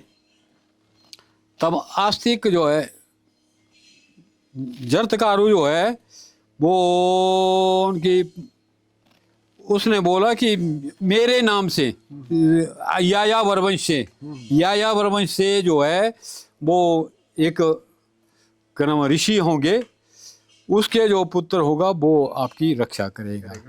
तब यायावर वंश के जो ऋषि थे वो 7 भाई थे। तो वो सारे के सारे जो उनका वंश खत्म होने जा रहा था, तो वो ये जो ऋषि था वो कहीं जा रहा था। वो उनका ऐसा था कि एक स्थान में एक ही दिन रहेगा, उससे ज़्यादा नहीं वो रह सकता था, उसको ऐसा था। वो चले गया तो एक उल्टा कुआं मिला उनको। उल्टे कुएं में उनके सारे पूर्वज जो है वो उल्टे लटके हुए थे। तो उसने वो दृश्य अनोखा देखा कि भाई सारे इसमें लटके हुए। उसने पूछा कि भाई आप क्यों ऐसा कर रहे हैं? बोला जी ऐसा है कि हमारा जो यायावर वंश है उसमें क्या नाम हमारा वंश जो है लुप्त होने जा रहा है। तब उसने प्रश्न किया कि क्या और नहीं आपके वंश में? उन्होंने बोला कि है, हमारे वंश में है एक, मगर वो ब्रह्मचारी उसमें है, वो तपस्या के उसमें लगा हुआ है, तो वो ब्रह्मचारी है, वो संतान पैदा नहीं करता। तो बोला वो कौन है? तब उन्होंने सारी दास्तान बताई कि इस तरह से। फिर उसने बोला कि जरतकारु मैं हूँ, उसका नाम भी जरतकारु था। जरतकारु, अच्छा। तब बोला ऐसा है कि मैं क्या करूं तुम्हारे लिए? बोला ऐसा करो कि संतान पैदा करो, अपनी वंशावृत्ति करो, तो तब से जो है हमारा कल्याण होगा, अन्यथा हमारे को मरने के पिंडदान नहीं मिलेगा। तो हम जब वंश वृद्धि नहीं होगी, खत्म होगी, तो हम तब गिर जाएंगे नीचे, तब हमारा वंशावली खत्म है। तो तब उसने बोला कि मैं क्या कर सकता हूँ आपके लिए? उन्होंने बोला ऐसा कि भाई आप शादी करो, संतान पैदा करो। उसने बोला ठीक है मैं मानता हूँ। तो बोला मानता हूँ तो पर कंडीशन मेरी एक है। कंडीशन मेरी एक है, वो ये है कि एक तो चाहिए मेरे ही नाम से, जो पत्नी होगी वो मेरे ही नाम से चाहिए। अच्छा। दूसरा ये कि जो मैं हुक्म करूंगा, मेरे हुक्म का उल्लंघन होगा तो मैं उसी वक्त त्याग दूंगा। और वो लड़की जो है वो मुझे दान रूप में मिलनी चाहिए। ये कंडीशनें लगा दी उन्होंने। फिर बासुकी नाग को चिंता हो गई, क्योंकि नागों की वो वंशावली खत्म नहीं होने देनी थी। तो उसको आगे करके किया, ब्रह्मा के पास गए, ब्रह्मा ने ये युक्ति बताई कि ऐसा ऐसा करो, नहीं तो नहीं। तो तब बासुकी नाग की बहन जरत्कारु थी, पर तब उसने उसकी शादी करवा दी जरत्कारु ऋषि से। मगर एक दिन क्या हुआ कि एक दिन ऋषि महाराज उसकी गोद में बैठे हुए थे, मतलब सिर रखा हुआ था, सुस्ताना आ गया, आंख लग गई, कुछ चैन आ गया, तो उनको नींद पड़ी तो उसने बोला था कि मेरी शर्त का उल्लंघन नहीं करना है, अगर उल्लंघन किया तो मैं उसी वक्त त्याग करूंगा। तो अब उसको नींद आ गई, तो उसने अब जगाना तो फिर उसकी खत्म हो गई वो। अब धर्म संकट में फंस गई, जगाऊं तो मेरी जो शर्त खत्म हो जाएगी, मुझे मेरा त्याग हो जाएगा, अगर ना जगाऊं तो इनकी संध्या बेला टल जाएगी। हाँ। वो बिना नागे उनके कोई भी संध्या ऐसी नहीं थी कि वो संध्या ना करे। अब वो ऐसी असमंजस में पड़ गई कि अब मैं क्या करूं, जगाऊं तो तब भी मुश्किल, ना जगाऊं तो तब भी मुश्किल। अल्टीमेटली क्या हो गया कि उसने निर्णय किया कि चलो भले मेरा त्याग हो जाए मगर इनकी संध्या बेला नहीं टलनी चाहिए। और उसने ऋषि को जगा दिया। जैसे ऋषि को जगा दिया तो उन्होंने देखा कि वो आग बबूले हो गए, ले जितने ने मेरी अवहेलना की मेरे तो अब बोला उसने कि अब अवहेलना तो हो गई, मैंने सोचा कि आपकी संध्या बेला। बोला वो सूर्य कौन था जो मेरी संध्या किए में ना अस्ताचल हो जाता, कैसे वो अस्त हो जाता कि उसको पता है मैं तो सूर्य पुत्र हूँ, कभी मेरे बिना संध्या के डूब नहीं सकता है। तो चलो आज ही मैं चले गया जंगल को। तब वो जंगल में चले गया, तब उसका त्याग कर दिया उसने। कुल्लू में जैसे बहुत सारे नाग देवता हैं, तो जब ये जैसे हमने साल में कितने देवता एक दूसरे को मिलने जाते हैं, है ना, स्नान करने जाते हैं, कभी यात्राओं पे जाते हैं, कभी कोई घर पे बुलाता है जजमान तो उसके पास जाते हैं। तो नाग देवता जो हैं, जिसमें बासुकी नाग देवता सबसे ऊपर है, कौन से ऐसे देवता हैं जिनसे वो मिलने नहीं जाते? कुछ हैं क्या? कुछ देवता हैं ऐसे जो नहीं आते हैं, मगर जैसे हमारे बासुकी नाग का है ना, हमारे पास बासुकी नाग के अलावा कार्तिक स्वामी, माता नैना वगैरह ये भी आते हैं। बनारू नाग आता है, कोई दूसरे नाग आते हैं, बटारू नाग आते, पेवड़ी नाग आता है, और बुड़गू नाग आते हैं। इस तरह नहीं, से जैसे बासुकी नाग कौन से ऐसे देवता हैं जिनसे मिलने नहीं जाते, ऐसा है? बासुकी नाग नहीं जाता कहीं भी। हाँ, यही मैं बासुकी नाग नहीं कहीं जाता। हाँ। वो कहीं किसी यज्ञ में बुलाया हो वहां पर करोड़ों फिर भी नहीं जाता। अच्छा। मैं एक आदमी के स्वरूप में जाते हैं, कारकुन जो होते हैं, हम उन्हीं को देवता का स्वरूप मानते हैं। अच्छा। तो उस रूप में जाता हमारा देवता बासुकी नाग, अदरवाइज हमारा वो नहीं जाता। यही है ना, ये नहीं जाते और अभी बासुकी नाग देवता जैसे अपने आप उनको कोई यात्रा पे जाना हो, जैसे स्नान करने जाना हो, वशिष्ठ गए हैं कहीं, तो वो जा सकते हैं? वो जा सकते हैं, वो इस सूरत में जा सकते हैं, ऐसे वो भी नहीं जाते। जब कोई मंदिर निर्माण होता है उसमें, उसके बाद मंदिर पूरा होने के बाद, कंप्लीशन होने के बाद वो स्नान जाते हैं। पर्टिकुलर वो जाते हैं वशिष्ठ। जैसे रुद्रनाग, हम बोलते हैं लुद्रनाग देशी में, बेसिकली रुद्रनाग है। तो वहाँ जाते हैं, वहाँ 12-18 सालों के बाद जाते हैं। वो जाते हैं वैसे स्नान करने। हमारे ऊपर फुट्टा सरोवर बोलते हैं, हमारे जंगलों में बहुत, असल में तो वहाँ सप्त सरोवर हैं, मगर उन सरोवरों में तो कोई पहुंच ही नहीं पाता। एक नीचे नीचे का सरोवर है, फुट्टा सरोवर जिसको बोलते हैं। फुट्टा सरोवर से तात्पर्य ये है कि वहां पर चारों दिशाओं से ये ऐसा एक ओखली नुमा जगह बनी हुई है जहाँ पर कि सारा ग्लेशियर का पानी इकट्ठा होता है, उसका निकास कोई नहीं है, वो भरता जाता है। वहाँ की विशेषता ये है कि जो चिड़ियाँ होती हैं, अब सरोवर में हवा से कहीं से घास की तिनके जाते हैं, वो सरोवर में पड़ जाते हैं, वो नील आकाश की तरह ट्रांसपेरेंट है बिल्कुल। ऐसा लगेगा जब आप देखेंगे तो ऐसे चक्के हुए पीछे नजर आएंगे। गए हो वहाँ पे? मैनी टाइम आया। तो मैं देवता के साथ भी गया, मैंने भेड़े चारी हैं, 2 साल मैंने भेड़े भी चारी हैं। अच्छा, उसी क्षेत्र में? उस क्षेत्र में मैं गया हूँ। तो चक्के नुमा जो है वो अंदर बिछाए हुए हैं, ये पता नहीं पूर्व जन्म में कैसे बने हैं क्या नहीं। अब बेसिकली आदमी ने तो बिछाए नहीं होने, या हो सकता है कि देवताओं का खेल हो ऐसा, तो ऐसा लगता है कि चक्के बिछाए हुए हैं। और जो उसका निकास बना हुआ है, अब उसके ऊपर आते हैं। तो चिड़िया जो तिनका पड़ा हुआ उस सरोवर में, वो चिड़िया जाके उस तिनके को उठा के किनारे पर ले जाती फेंक देती है। वो नील आकाश बिल्कुल ट्रांसपेरेंट है, देखने का एक बड़ा अद्भुत लीला लगती है उसकी, काफ़ी लंबा चौड़ा है। तो जब घास के तिनके उठाए, फिर एक टाइम जब वहाँ पर देव गूर जो है अंदर घुसा सरोवर में, वो निकला ही नहीं, वो अच्छा, वहीं वहाँ चले गए। मरण हो गया उसका। जब वो 7-8 दिन नहीं निकला तो मृत घोषित किया। किया गया। अच्छा, ऐसी परीक्षाएं और जगह भी हुई हैं। जब गुरु बनते हैं तो गुरुओं के लिए परीक्षा पास करनी पड़ती है। अगर आप निकल आए तो आप बन सकते हो। देव शक्ति से निकला है तो दपोत उसके हाथ में होगा जलता हुआ, जिसमें हम बिट्ठर डालते हैं, हाँ, धूप वो पूजा करते हैं, वो जिससे बुझेगा भी नहीं। और घंटी के साथ दपोत के साथ वो उस सरोवर में चले जाएगा। और जब वो वैसे ही जलते दपोत के साथ पानी के बीच में तो बुझ जाएगा, बुझ जाएगा। हाँ। मगर देव शक्ति से वो नहीं बुझता, उसके साथ वापस आएगा तो वो गुरु सिद्ध हो गया। ऐसी परीक्षा में एक बार ऐसी जनश्रुति आई है।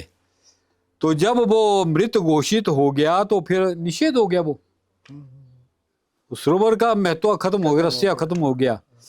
तो तब उसकी शुद्धि के लिए अनायास ही वो एक निकास निकल गया उसका, अच्छा, वो फट गया। हाँ हाँ, पहले फटने के बाद जो है वो टूट के उसका निकासी हो गई। अब निकासी है, जहाँ से वो निकलता है निकास, तो वहाँ भी ऐसे चक्के पीछे बिल्कुल फर्स्ट क्लास लगते हैं, वो निकास बन गया। इसलिए उसको फूटा सौर की संज्ञा दी गई, वो फूटा सौर माना गया। कहने का मतलब कि फटने का मतलब कि वो टूट गया, वो जो पहले का आकार था वो नहीं रहा, अब पानी का निकास होता है। जो हमारा हरिपुर नाला है उसका पानी आता है, फूटा सौर का पानी आता है, ये ब्यास संगम में जाके मिलता है। इसलिए तो संगम की महत्ता है यहाँ पर। अब आते हैं देव संस्कृति पे, और जो देवभूमि है इसमें जैसे कुछ एक मंदिर हैं वो पुराने हो गए हैं, वो नए बन रहे हैं। जैसे हमारे बासुकी नाग जी का मंदिर वो नया बन रहा है, और साल भर जगह जगह काहिके होते रहते हाँ हैं, जी। है ना। तो कोई 3 साल बाद होता है, कोई 12 साल बाद होता है, कोई 1 साल बाद होता है। तो ये जो काहिके हैं और एक जो टाला होता है, टाला खोलना, हाँ जी। इसके बारे में बता दीजिए, क्योंकि आप बहुत ज़्यादा रिसर्च कर रहे हैं, शोध कर रहे हैं इन सब चीज़ों पे। तो आम आदमी ये चीज़ें थोड़ी समझना चाहता है कि काहिका क्या है और ताला खोलना क्या है, और ये जो गैप है 12 साल वाला, या जैसे कुंभ होता है, हाँ जी, हाँ जी, हाँ जी, अर्धकुंभ है, बिल्कुल, पूर्ण बिल्कुल, कुंभ है, तो बिल्कुल। इसी तरह से शायद काहिका भी है ना। बिल्कुल। क्योंकि काहिका भी समागम है, सब लोग मिलते हैं, देवी देवता भी आते हैं। तो इसके बारे में थोड़ा सा बता दीजिए। ये भी एक महान यज्ञ है, कायिका जो है महान यज्ञ है जी। ये किस लिए किया जाता है? ये किया जाता है किसी चीज़ के प्रायश्चित के लिए। जैसे हमारे हलान में कायिका हुआ पीछे, तो वो इसलिए कि उस वक्त हैजे की बीमारी हुई थी। अच्छा। हैजे की बीमारी में बहुत सारे लोग 80-85 लोग मर गए, और उनमें 3-4 गर्भवतियाँ भी मरी। उनके प्रायश्चित के लिए जो है वो कायिका किया जाता है। कायिका कोई हमारा कायिका एक लड़ा कायिका वो प्रति तीसरे साल होता है, शीर्ण कायिका वो प्रति तीसरे साल होता है। मगर हमारा जो हलान का कायिका ये 12, 18, 15 साल 14 साल बाद, इस तरह से जब कोई ऐसी मिस हैपनिंग वगैरह हुई उस के प्रायश्चित में किया जाता है। भल्याणी में जैसे 12 साल बाद होता है। हाँ जी। भल्याणी निर्मंड गुंडा है, हाँ। निर्मंड गुंडा में भी नरमेद यज्ञ है ना, वो भी मनुष्य की बलि दी जाती है। तो वहाँ पर 12 साल के बाद होता है, इनके 3-3 साल के होते हैं, और भी कई स्थान है जिनके 3 तो साल। कायिका जो है वो प्रायश्चित के लिए, प्रायश्चित के लिए है। वो वहाँ कोई ऐसी मिस हैपनिंग होती है, उन मिस हैपनिंग के उपलक्ष्य में ये चीज की जाती है। जहाँ तक टाला खोड़ने का संबंध है, टाला खोड़ने में जब गांव में कोई असुर शक्ति का प्रवेश होता है, असुर शक्तियाँ होती है, वो गांव वालों को दखलंदाजी देती हैं, तो उनको, उन शक्तियों को बाहर निकालना, गांव से बाहर निकालना, उस चीज के लिए टाड़ा खोल जाता है। प्रति घर में जाके एक पत्थर छोड़, जिसको बोलते हैं सफेद पत्थर होता है, आपने देखा होगा। पहले जमाने में हम आग भी उसी से जलाते थे, साज और उसे। वो गिरधारी जी के म्यूजियम में हाँ, देखा वो था मेरे मैंने। पास भी है। मेरे पास भी छोटा सा एक म्यूजियम निकाल रहा हूँ मैं। उस म्यूजियम में मैंने भी रखा है। तो उससे उस पत्थर को अभिमंत्रित किया जाता है, या देवता का खंडा हो, या सांगड़ हो, या कशमल की झाड़ी हो, ऐसी चीजों से उसको अभिमंत्रित किया जाता है। वो अंदर घर घर में जाएगा, वहां पर हो हल्ला करेंगे, टक काट की आवाजें करेंगे, उस मतलब आसुरी शक्ति को बाहर निकालने के लिए, भगाने के लिए भगा लेंगे। तो टाड़ा इसलिए किया जाता है कि वो जो जिन घरों में प्रतिष्ठा नहीं होती है, उन घरों में आसुरी शक्तियों का प्रवेश होने की आशंका होती है। जिनमें प्रतिष्ठा होती है उनमें ये चीज वास नहीं करती है। आज जो है वर्तमान काल में प्रतिष्ठा बहुत कम मात्रा में होती है। घर बना दिया, दूसरे दिन गृह प्रवेश हो जाता है, तो इसके ऊपर इतनी तवज्जो नहीं दी जाती है। ऐसा आजकल भौतिक जगत में चला हुआ। आप इतने सालों से देव संस्कृति पर काम कर रहे हैं, लोक संस्कृति पर काम कर रहे हैं, संरक्षण के लिए काम कर रहे हैं। आपको क्या लगता है कि किन चीज़ों से देव संस्कृति को खतरा है और ये थ्रेटेंड है एक तरह से, कि आपको लगता है कि बहुत सारी चीज़ें धीरे धीरे लुप्त हो जाएंगी?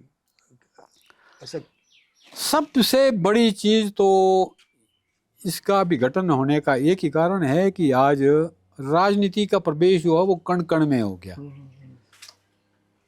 राजनीति तो है बड़े इसमें, मगर आज घर में भी राजनीति घुस गई। पति पत्नी में राजनीति आ गई, पिता पुत्र में राजनीति आ गई। एक जनसंघी बन गया, एक कांग्रेस बन गया, कोई फलाना बन गया, कोई आप बन गया। इस तरह की वो चीज, मतलब ये बीज उग गया। और ये तब तक नहीं खत्म होगा जब तक हमारी आज की जो जनरेशन है, ये वर्तमान की जनरेशन, आने वाली जनरेशन, इसमें सुधार करना तो कठिन है। कठिन इसलिए है कि ये भौतिक जगत है। इस वक्त मनी फ्लो इतना बढ़ गया कि देव संस्कृति पर चिंतन नहीं है। नए बच्चे जो हैं वो बहुत कम आगे आ रहे हैं। पुराने बुजुर्ग हमारे जाते गए हैं। पुराने बताने वाले नहीं, नए सीखने वाले नहीं। जब प्राकृतिक आपदा के ऐसे झटके लगेंगे जैसे 2003 में लगे, जी 1999 में लगे, 95 में लगे, अब 25 में लगे, इस तरह के प्राकृतिक प्रकोप जब घटित होते जाएंगे तब लोगों के दिमाग सुधरते जाएंगे, तब जाके आगे ये आएगी। आज एक मेरी जगह पर नहीं है, सारे जितने भी देव स्थलों में जाएंगे तो राजनीति का एक, पहले होती थी राजनीति। राजनीति का मतलब होता है राज चलाने के लिए नीति बनानी पड़ती है। पहले देवता और असुर लड़ते थे, उनमें भी राजनीतियाँ होती थी, मगर असुर जो है वो बाहुबल में बलशाली है। देवता जो वो नीति निपुण है, वो नीति से जीतते हैं राक्षसों से। जहाँ कुश्ती करने की बात आएगी तो देवता तो कोसों दूर भाग जाएंगे, क्योंकि राक्षसों में ज्यादा ताकत है, देवताओं में नहीं। मगर देवता देवी नीति से चलते हैं। आज राजनीति नहीं रही, आज कूटनीति बन गई। कूटनीति ने अपने पैर पसारने शुरू कर दिए। तो ये तो जब ऐसे करके अगर सुधरने की कोशिश करेंगे, जैसे कोई प्राणी कहावतों पे आएंगे, तो मैंने आप बीती मैगजीन चलती है, हमने नगर में रखी थी मैगजीन, उसमें मैंने आप बीती कथा कही जीवन की, कि मेरे जीवन में क्या घटनाएं घटी है। अगर उन चीज़ों को प्रेरणा स्रोत मानेंगे तो निश्चय ही सुधार हो सकता है। अगर मेरे लिखे को ऐसे ही समझेंगे तो सुधार होना मुश्किल है। सरकार कुछ कर सकती है इसमें?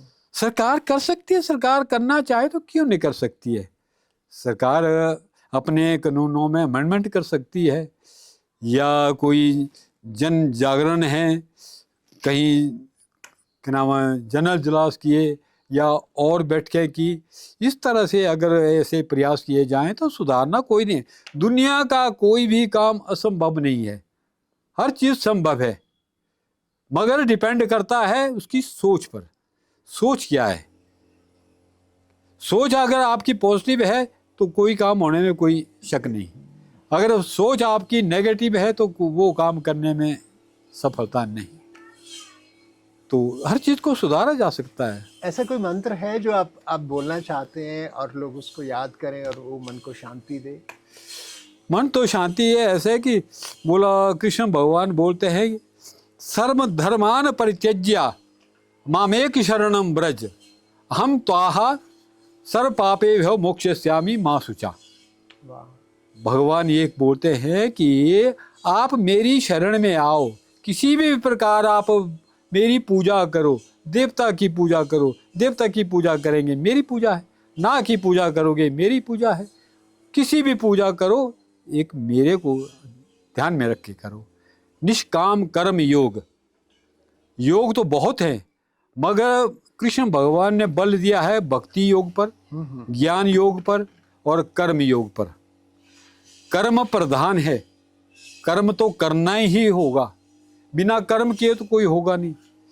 जब दो ही कर्म है, अच्छा और बुरा, नाम बनेगा अच्छे से बनेगा, वो अच्छा आदमी था, या बुरा आदमी था मर गया अच्छा हो गया, स्यापा खत्म हो गया।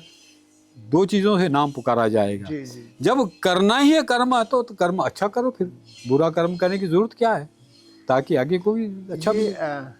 हमारी जो देव संस्कृति है और हमारी जो प्रकृति है हिमालय की ना, जो पर्यावरण है हमारा, जो सुंदरता है, जो हमारी नदियाँ हैं, जो झरने हैं, जो झीलें हैं, इन दोनों को हमें बचाना है। देव संस्कृति को भी बचाना है और इनको भी बचाना है। बिल्कुल। इसके लिए कोई मंत्र है, एक मूल मंत्र है, कोई आपका ऐसा कुछ वाक्य हो, आप कुछ कहना चाहें कि हम इस तरह से दोनों को बचा सकते हैं?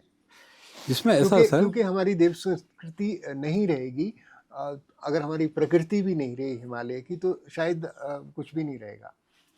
ऐसा है जैसे ये बोलते हैं कि यदा यदा ही धर्मस्य ग्लानिर्भवति भारत अभ्युत्थानम धर्मस्य तदात्मना सृजामहे परित्राणम साधूनां विनाशाय च दुष्कृतम सर्वधर्मान् संस्थापनार्थाय संभवामि युगे युगे। युगे। अब वक्त आ गया है, अधर्म का बड़ा प्रचलन हो गया, धर्म का लोप होता जा रहा है। अगर हम इस संस्कृति को लेके जब जब भगवान बोलते हैं मैं तब तब पैदा होता हूँ, तब तब मैं अवतार लेता हूँ, जब जब इस धरती पर कुकर्म होने शुरू हो जाएंगे, उनको सुधारने के लिए मैं जन्म लेता हूँ। इन्होंने कई जन्म लिए, हम कई जन्म हमारे भी हुए, तो तभी उदार हो सकता है कि अगर हम प्रभु शरण में, देवी देवताओं की शरण में जाएंगे, यही हमारा भला कर सकते हैं। अन्यथा आज के जो वक्त में, आज तो देवता बोलते हैं कि हम श्री शंकर पकड़ रहे हैं, हम पहाड़ों में जा रहे हैं, क्योंकि यहाँ पर हमारे को जगह नहीं रही है। वो जगह ऐसी नहीं रहेगी कि जिस गौ माँ को हम माँ का स्वरूप मान के हिंदू धर्म में पूजा करते थे, नंदी को हम भोलेनाथ का वाहन समझ के उसकी पूजा करते थे, आज वो नंदी और वो गौ माता हमारी दर दर ठोकरें खा रही है। जब इन चीज़ों पर ऊपर हम अंकुश लगाएंगे तब हम किसी हद तक अच्छे में उतर सकते हैं। ऐसी बात नहीं है कि सब काम संभव है, असंभव कुछ नहीं है। करने पर, सोच पर डिपेंड करता है कि आपकी सोच क्या है। दिलेराम ठाकुर जी, आपने देवता जमलू के बारे में बात की, आपने बासुकी नाग देवता के बारे में बात की, आपने देव संस्कृति के बारे में बात की, आपने लोक संस्कृति के बारे में बात की, आपने हमें अपना कीमती समय दिया। आपका बहुत बहुत शुक्रिया, धन्यवाद। धन्यवाद तो आपका सर।